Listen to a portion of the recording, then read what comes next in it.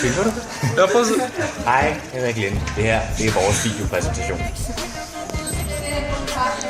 Jeg er nice.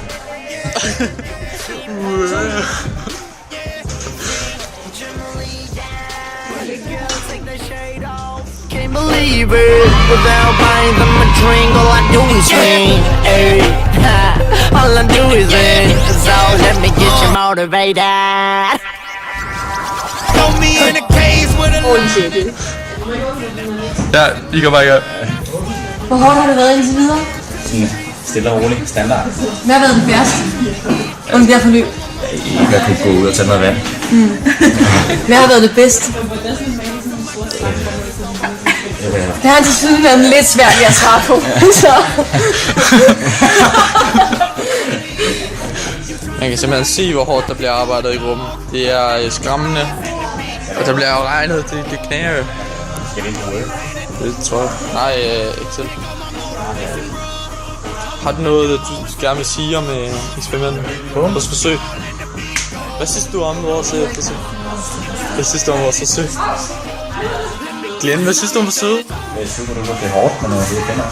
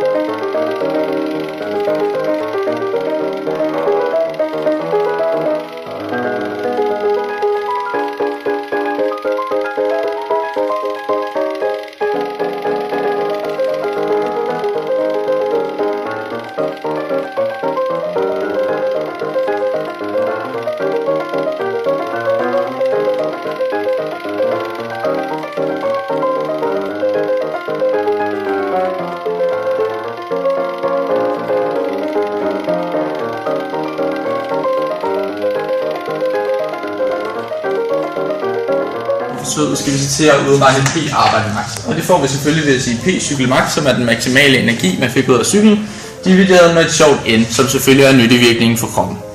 Bagefter udregner vi p-hvile, som selvfølgelig er vores forsøgspersons kilo, ganget med 1,2 watt per kilo. Derefter skal vi så udregne p-total ved at sige vores p-arbejde max plus p-hvile. Når vi så har lavet det, så skal vi så udregne, hvor meget ilt kroppen skal bruge for at kunne udlevere p-total. Derfor siger vi så p-total divideret med 20 joule per milliliter, fordi kroppen selvfølgelig skal bruge 1 milliliter ilt for at omsætte 20 joule. Når vi så har udregnet det, så for at udregne vores kondital, siger vi så 60 gange VO i anden divideret med delta t, for det var selvfølgelig det, vi fik herover. Det tager vi så og ganger med, eller dividerer med massen, som er vores kilo på vores forsøgsperson, og ved grunden til, at vi ganger det med 60, det er selvfølgelig at finde ud af, hvor meget det er i minuttet.